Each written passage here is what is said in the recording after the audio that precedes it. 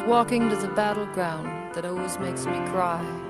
I've met so few folks in my time who weren't afraid to die. But dawn bleeds with the people here, and morning skies are red as young girls load up bicycles with flowers for the dead.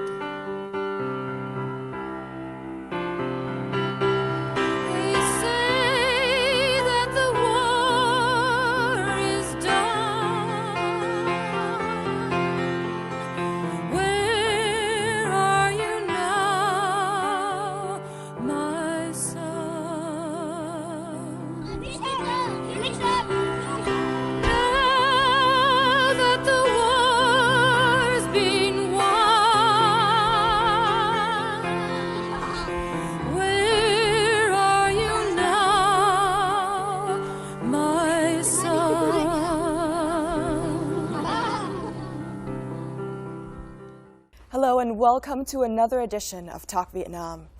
Now, the American movement against the Vietnam War can be considered one of the most successful in American history and has played a key role in stopping the devastating war.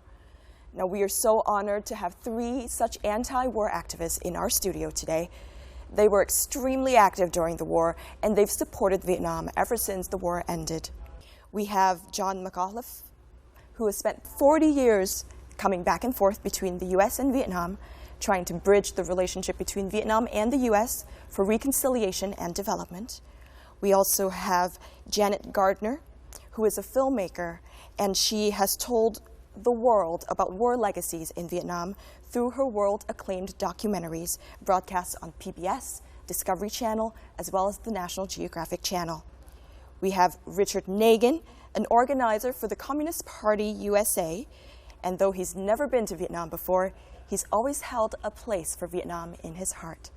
So thank you three very, very much for being here today. Thank you. Thank you. So tell me a little bit about how your anti-war activities started. Can we start with Janet, maybe? Well, let's see. I studied film under an old left-wing organizer, I guess you'd call him, or filmmaker. He's actually became a filmmaker, Leo Hurwitz. And he had us walking a picket line in front of NBC News for the way they were covering the war. That was kind of the beginning of it all. And then as a student, I went down to Washington. There were moratoriums once a month, the middle of the month.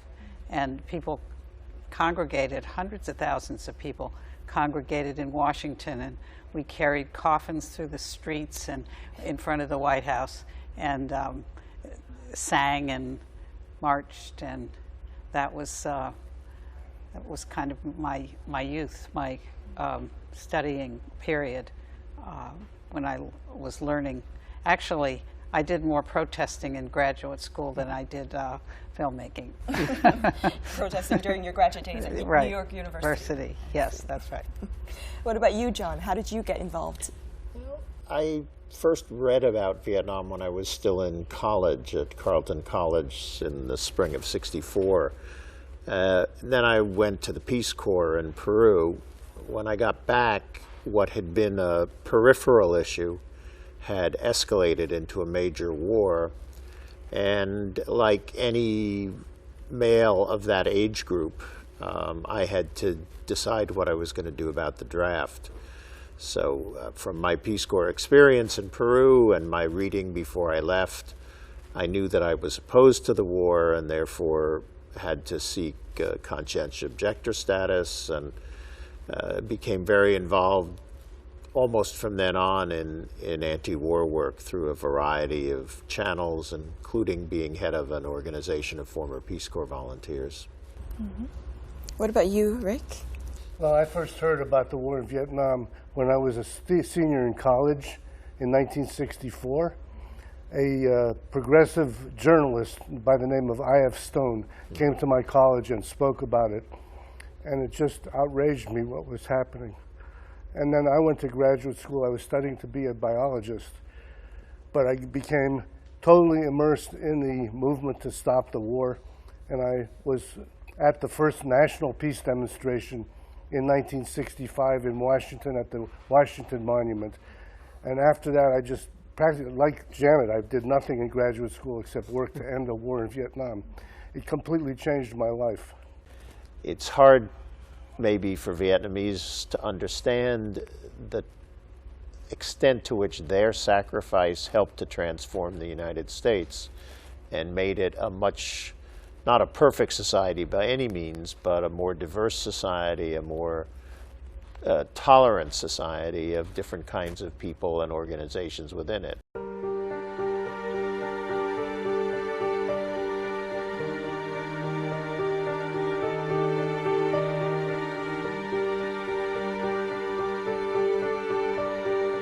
I was certainly anti-war. I can't say that I was a leader, but I went to important demonstrations against the war. And afterwards, after I came to Vietnam in 1988, I worked for a time with something called Indochina Project in Washington, D.C. And the purpose of that organization was to try to restore relationships with Vietnam and Cambodia, and we succeeded, I think, in doing that. I decided to be part of the anti-war movement because I saw the terrible impact that the war was having on my neighborhood and my community. And many of the people that lived there that were losing jobs and were having many of their families torn apart by disagreements about the war. My work with Vietnam inspired me to pursue a life of what we call economic and social justice and peace. And that's what I've done for many, many years. I was very much involved in the campaign against the Vietnam War. And that also helped me lose my job at Vassar College, since my employer didn't like that kind of political activism. So I was denied tenure there, but I eventually got tenure and became a professor of history at the State University of New York at Albany. My generation of people, the Vietnam War was one of the main central things that changed our lives, affected our lives, and many people developed their understanding of things because of their objection to the war.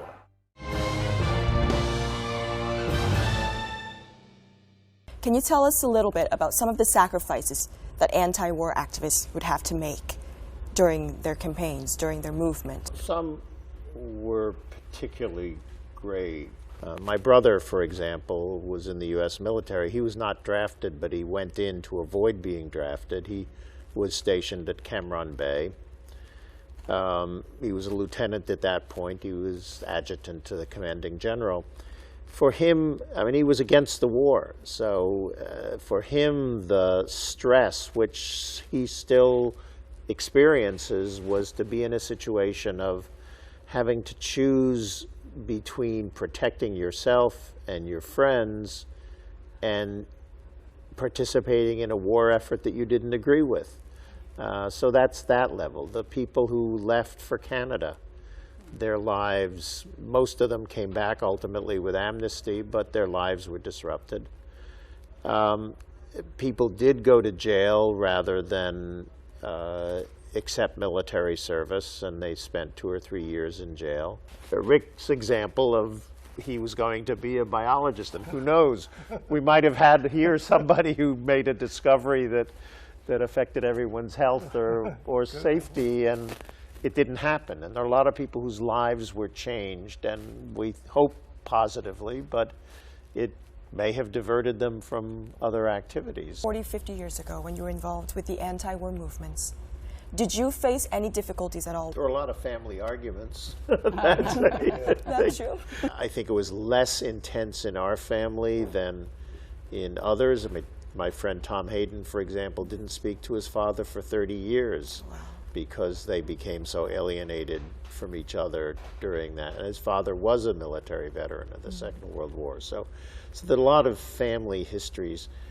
In some of the demonstrations, people were physically attacked. In 1970, 3 students were killed at Kent State by National Guardsmen in demonstration. And I think that had a big effect. It had a big effect on us at NYU. At the same time, there was Jackson State in the South, where there was a mix of anti-war and civil rights issues, and even more students were killed. But there was a lot more attention. But the two things coming close enough produced a wave of strikes, student strikes all over the country. This was a movement. It was not a single organization. It included almost every sector of American society. And it's been said that this was both the largest peace movement in American history and the only successful peace movement in American history. Hanoi is the first leg during their visit to Vietnam this time for the anti-war activists from the U.S. Some of them felt differently about the experience, but to some, the experience was extremely overwhelming. Let's take a look at their stories in Hanoi through the following report. This is the moment Richard David Nagin, a retired journalist and member of Communist Party USA, has been waiting for so long. He is in Bading Square, visiting President Ho Chi Minh's mausoleum and this humble steel house where he spent his last years. It's very moving to see him, to see this beautiful sight. And he lived a simple life, but he was totally focused on the one thing of winning the national independence and sovereignty for the Vietnamese people. And as an inspiration for the whole world. Richard David Nagin is one among the 15 foreign anti-war activists who visited Vietnam on the 40th anniversary of the end of the American War. For many within this delegation, it is the first time they have visited Vietnam. On their visit, they learned a lot about President Ho Chi Minh. I just couldn't believe how I felt when I saw Ho Chi Minh, It was quite moving. As we left and went out, the woman next to me burst into tears, and we kind of hugged and we felt that. It's moving for us here today to see the reverence in which he is held. And actually the most exciting thing was to see so many young school children so that they learn their own history and they know what an important role he played for the future of Vietnam. During the Vietnam War, these anti-war activists played an active role in the anti-war movement which took place throughout the United States. And we put out a newspaper that rallied the people and explained to the people why this war was wrong and who was responsible. We organized demonstrations and marches in the cities. I was living in New York. We marched in the streets and we chanted, "Ho, ho, Ho Chi Minh, the NLF is going to win." And now they won. Before leaving, all members of the delegation wished to have a photo at the Bading Square. They said that they would like to bring back home a memory of their visit to the place where President Ho Chi Minh read the Declaration of Independence of Vietnam on September the 2nd, 1945. So tell us a little bit about Rick, about your Hanoi experience. You visited the Ho Chi Minh Presidential Palace. Yes, and you got really emotional. I was, yes.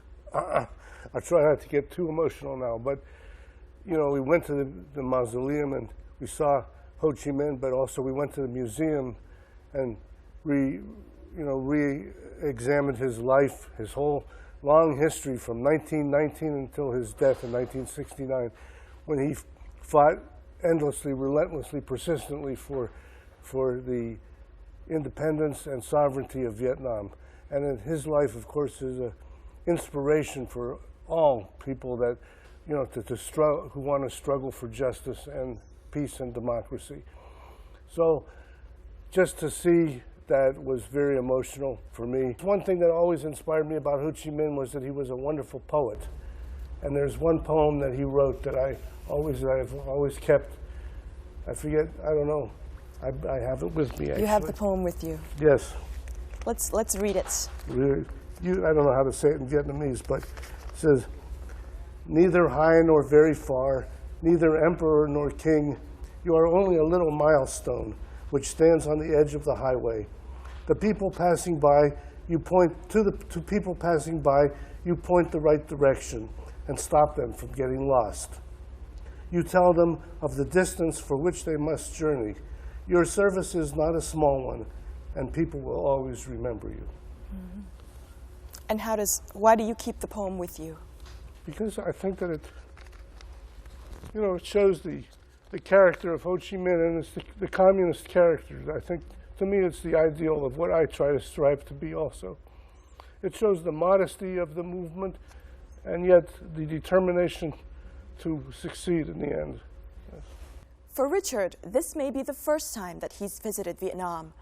But for John and Janet, after the war ended, they visited many, many times to try to bridge the relationships between the two countries, as well as the relationships between the two nations' people. Let's take a look at their bridging efforts in the next report.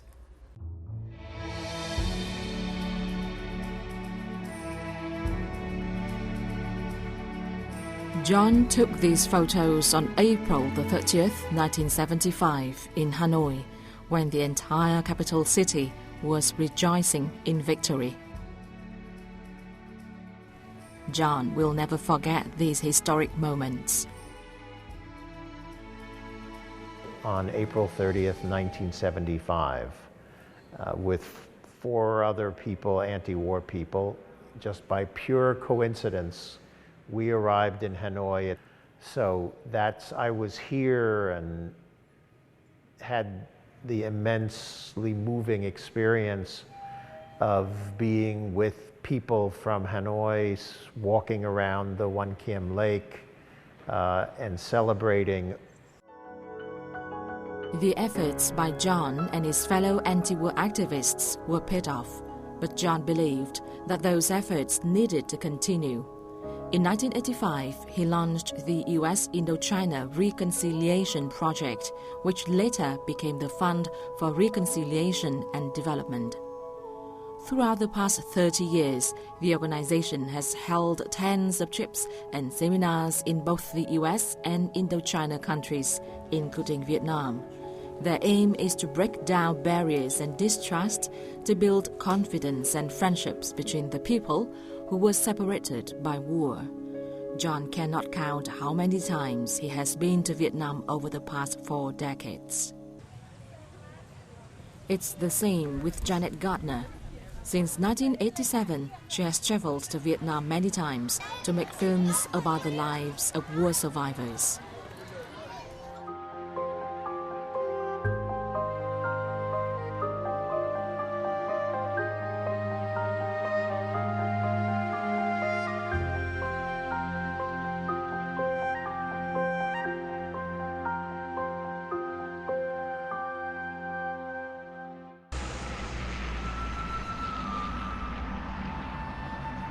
Called it the last ghost of war.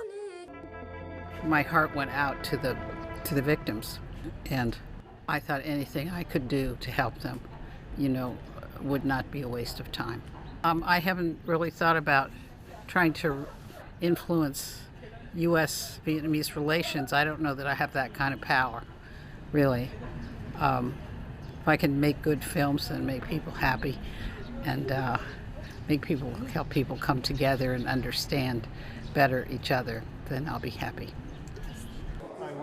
John and Janet are 2 among many people who have bridged the distance between the 2 countries who used to be on opposite sides of the war. Whether in wartime or peacetime, they have stood by Vietnam in its fight for peace and a better future for everyone. Thank you. So you're also one of the active players in rebuilding relationships between the U.S. and Vietnam. When did you first start, and how did the journey of coming back to Vietnam and helping U.S.-Vietnam relations begin? Well, that journey started in 1975. That was the impact of being here then is what convinced me that the post-war work was as important as the wartime work. We supported Vietnam's membership in the UN. We called for assistance, humanitarian assistance to heal the wounds of war. We were very involved in that stage. I started my organization when I left the Quakers in 1985 and started organizing trips. You know, the whole idea was to try to find the vehicles for trust to be built and the two peoples to rediscover each other in a post-war context. So was your focus mainly on people? Well, people and policy. I did a lot of work in Washington, always, and one of the reasons we brought academics at the beginning, emphasized academics, is we thought that they would, as professional experts about Vietnam, they would have an influence in, again, changing a mindset. I mean, remember, Vietnam was the first war the U.S. lost. It was humiliated in many ways. I mean, you had years and years of trying to rebuild a new kind of attitude, and you know, and that's happened now. And Janet, you're also a catalyst, and you're the catalyst of stories. You tell stories about Vietnam and the Vietnam War through your films. So why did Vietnam inspire you? With Precious Cargo. Precious Cargo was a story that at the time wasn't fully told, because there was the other story of, you know, the fall of Saigon, or the reunification of the North and South, and there were so many powerful stories. That the story of the children that kind of got lost in the shuffle was one that I found myself attracted to. I made the documentary, and I was glad I did. I was kind of in a fortunate position. I met these kids, and it was amazing. I mean, they didn't know how to pronounce their names in Vietnamese, and so I kind of went around the country and met them. I found it fascinating to talk to each one of them, because I could see most of them were handicapped. They did not know their mother's names, and only one did. Yeah. And it meant so much to them to come to Vietnam and to try to discover find a part of them that yes, they did not know before. That they didn't know before. And so we went to the orphanages and we talked to the nuns, and it was a big discovery for me to see these stories. For the Agent Orange story, I really thought that was one that had to be told, and I did not think that the U.S. media is going to tell that story. They weren't. It's considered controversial, and it's a hard movie to watch. Yeah. And I think that I just felt it was part of me. Yes. I spent so much time on it as a newspaper reporter, and I knew the scientists, and I felt it just had to come together, and you just had to. I just had to put it together, and yes, and it's done fairly well abroad. It's the only one that PBS International is still marketing. Now, before the trip to Vietnam, many anti-war activists only knew about the legacies of war through the media. But this time, they had a chance to see with their own eyes the sufferings that wrenched their heart of the Agent Orange victims. We'll take a look at what they saw in the next report. The first family that the group visited was that of Quỳnh Ô and Kanda, who are Tao ethnic people living in Per Nghi 1 hamlet, An Ngo commune. The couple provided logistic support in the war from 1963 to 1964. That was when they were exposed to Agent Orange dioxin. As a result, 3 of their children and 1 grandchild suffered from defects. Their eldest daughter, born in 1978, has severe motor neuron disease. The eldest son died of cancer, leaving behind a daughter also infected with Agent Orange dioxin. Their other son is mentally ill. My heart goes out to the victims of Agent Orange. It's very hard to see them, and it's hard to know what to say to them and to their parents. I mean, it's a tragedy, so. But maybe it's good that we can show that at least we care enough to come over here and be with them and try to make some sense out of a very terrible war and hope that it will never happen again. The second family that the group visited was Ganlei's, who is also a Dao person. Her husband was infected with Agent Orange dioxin and died of cancer in 1984. Her son Gavin Buck, now 37 years old, was born with severe defects.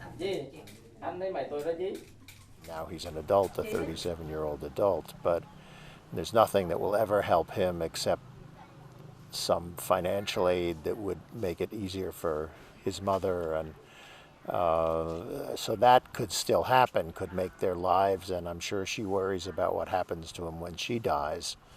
So that's a long-running problem that many of these families have. Visiting the family with victims of Agent Orange was very moving.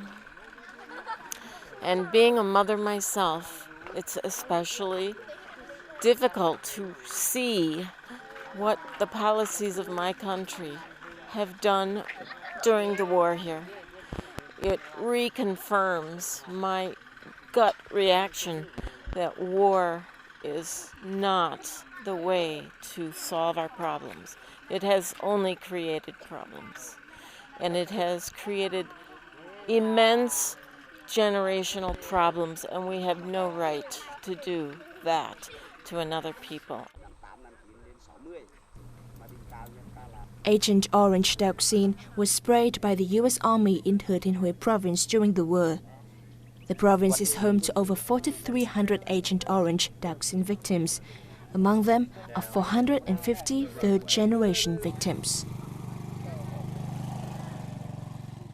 Now Rick, talking about Agent Orange, since we're on the topic, what were some of your impressions of Agent Orange before you came to Vietnam? Well, I didn't really know too much about it, and I really appreciate the opportunity that John and his organization has provided so that we could actually see firsthand the legacy in terms of the human legacy. And we were able to visit with some families where we saw very humble people who were, living in their humble homes, who welcomed us. And what was really striking to me was their optimism and their good spirits, and that they, despite their tremendous disability, that they were, what I see here in Vietnam is that it's a caring society, and that even the people that were the most victimized, people are uniting behind them and supporting them and trying to make it possible for them to do the best they can. And that's very inspiring to see that. We have a big struggle in the United States about getting the right benefits for the American veterans, because many of them, as we mentioned earlier, are not treated well. They're neglected. Some of them are homeless and have mental problems and stuff like that, and they're just ignored, despite the fact that they, made these sacrifices on behalf of the government of the United States.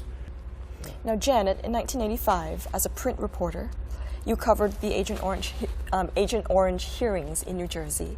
Can you give us a little bit of information on what the U.S. government viewed Agent Orange back in the day? Well, the U.S. government had a lot of different studies of Agent Orange. The hearings were a shock, I think, to the American public, because they didn't know about this, and a lot of veterans came from all over the country, and they were telling these stories of they were sterile. They talked about suspected birth defects. Yeah. They didn't know why they had these skin diseases, this acne, chloracne, they called it. And some of them, had visible scars on their faces and hands. And I felt that in a way I had a job to do to report whatever was going on. And the reporters were not, I don't think, treated very well in terms of gaining access to information. Right. You had to do a Freedom of Information Act to get evidence, to get anything, and there was just a lot of resistance. Right. While in central Vietnam, the group of U.S. anti-war activists went to the visitor center of Project Renew, where they had a chance to meet and to know the sufferings of unexploded ordnance victims in Quang Tri province, many of whom are double amputees. These victims' strong will to live and their strong will, their determination to build a life of their own, truly touched the activists' hearts. Let's take a look. 55-year-old Do Thiên Đăng from Big Khe Hamlet, Triệu Phong district, lost both legs due to landmines from the war. The accident took place in 1980 when he went into the forest to collect palm leaves to thatch his roof. Since 2003, the livelihood of Đang's family has improved. This is after Project Renew in Quang Tri province gave them money to build a shed to cultivate mushroom. He earns over $450 from a single mushroom harvest per year. Besides meeting Đăng face to face, the American peace activists also saw him again in a video shown to visitors at the Mine Action Visitor Center in Quang Tri province. This man has a strong spirit, and Project Renew gave him more energy to feed himself and his family. To me, the whole war was so unnecessary and so wasteful, and the fact that lives are still 40 years later being disrupted. But at the same time, some of the people, their will to live, their will to produce is overcoming that, and that's a tremendously inspiring thing, that people are saying, no, I'm not going to be just a victim, I'm going to take over what's happened to me and still be productive, still make, do things for myself, my family, and my country. Đăng is among over 8,500 victims of landmine accident in Quang Tri province after the war ended. Quang Tri province also has the highest rate of landmine contamination in Vietnam, which affects 83% of its total area, according to a study by the Ministry of Defense. What struck me was the resilience and commitment of these individuals not to feel sorry for themselves, but to carry on with their lives. They don't want our pity. They want just a little help to take care of themselves. And that is so impressive. The trip left lasting impressions in the minds of the 15 peace activists, especially those who led the anti-war movements and protests during the Vietnam War, but had never stepped foot in Vietnam before. It renews my sense of commitment to struggle for people and the friendship between people that's necessary. The world can only advance through friendship with people. War destroys, friendship builds. We need to build a world that's better. So let's talk a little bit about the landmine victims, the victims of unexploded ordnance that you met. How did you feel when you witnessed their suffering, their pain, or their physical presence? For example, you met Do Thiên Đăng, if I'm not wrong. Let's start with maybe Janet. I admired his courage and his graciousness in inviting us into his compound to witness his mushroom farm, and I think he didn't want us to feel sorry for him. I mean, I felt that we should try to treat him, with respect. What about you, Rick? What was your impression? It kind of had a special impact for me because my daughter grows mushrooms in our basement, and we have with the same kind of thing, there's bags of mushrooms that he had in his farm, and so to see him, and we saw a film about him also as he was climbing up these bags to harvest the mushrooms. So that'll be a big memory for me. And my wife is on the trip as well, so we took a lot of pictures to show our daughter how this is being done here. You know, how someone with this terrible disability is able to do the work that she is doing as well. I'll come back a minute to the effects on the victims. These are not problems that will go away, and these are problems which are very expensive over time. I mean, he's doing very well with mushrooms, but if you ask him about how much of his family income comes from mushrooms, you know, it's not the whole year's income. He just grows one crop, and he does other things, and his wife works, and you know, so but the stresses will be there forever. Yes. The stresses on Agent Orange, where there is deeper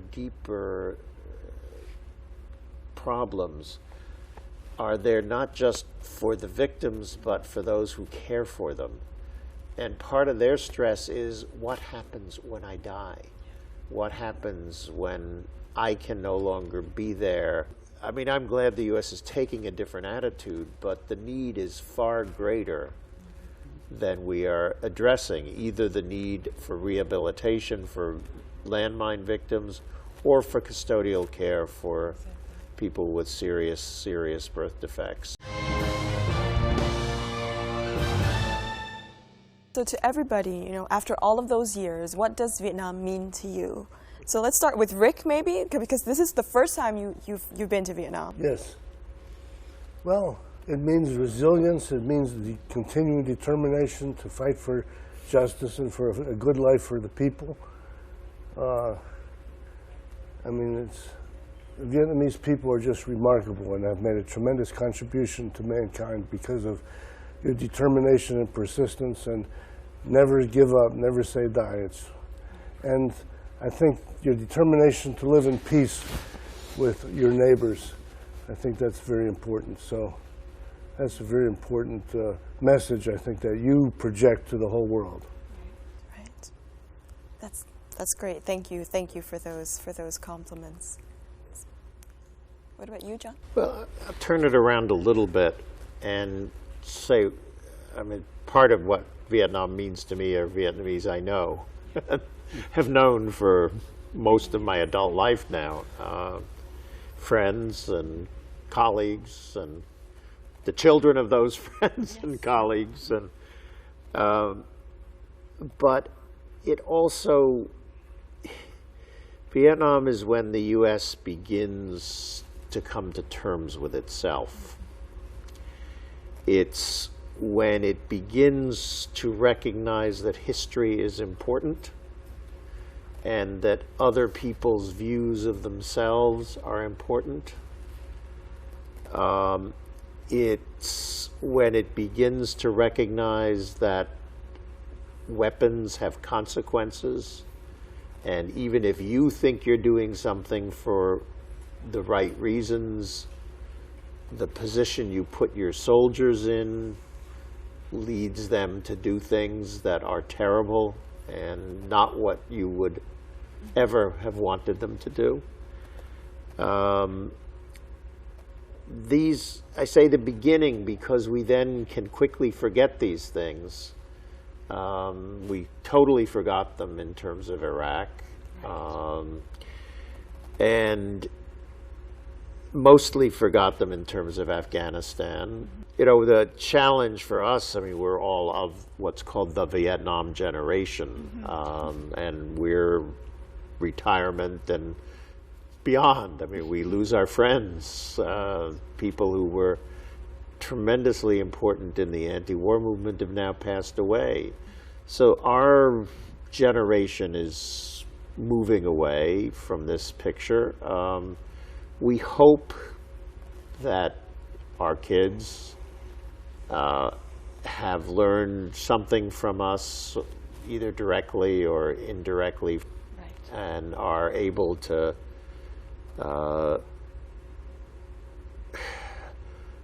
understand the wrongness of the war, the injustice of the war.